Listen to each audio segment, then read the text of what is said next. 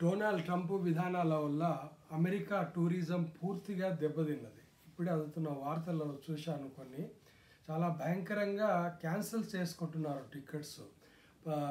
Europe నుంచి, Canada నుంచి, Britain నుంచి వచ్చేవాళ్ళు చాలామంది దాదాపుగా 30 లక్షల టికెట్లు క్యాన్సిల్ అయినాయంట ఈ 2 నెలల్లో.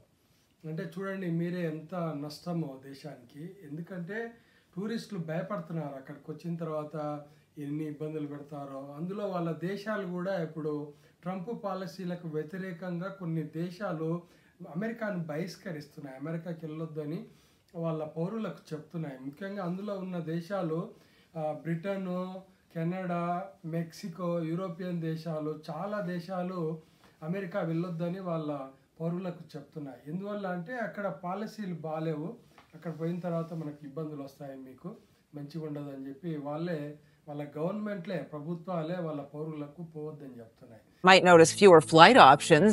No ban has been issued. No virus has returned.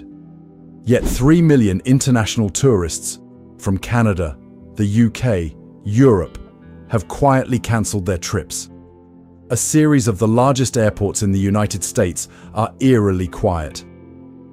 దాంతో దాదాపుగా 30 లక్షల టికెట్లు ఈ 2 నెలల్లోనే క్యాన్సిల్ చేసుకున్నారు.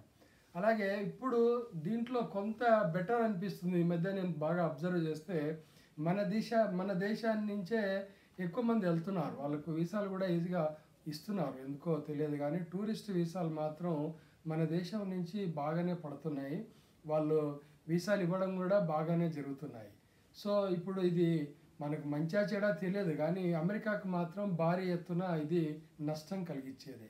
ఎందుకంటే ఒక దేశానికి విహారయాత్రకు వచ్చేటువంటి యాత్రికులు తగ్గిపోవడం అనేది ఆ దేశానికి మంచిది కాదు. అది వాళ్ళ గౌరవానికే భంగం కలిగిస్తుంది.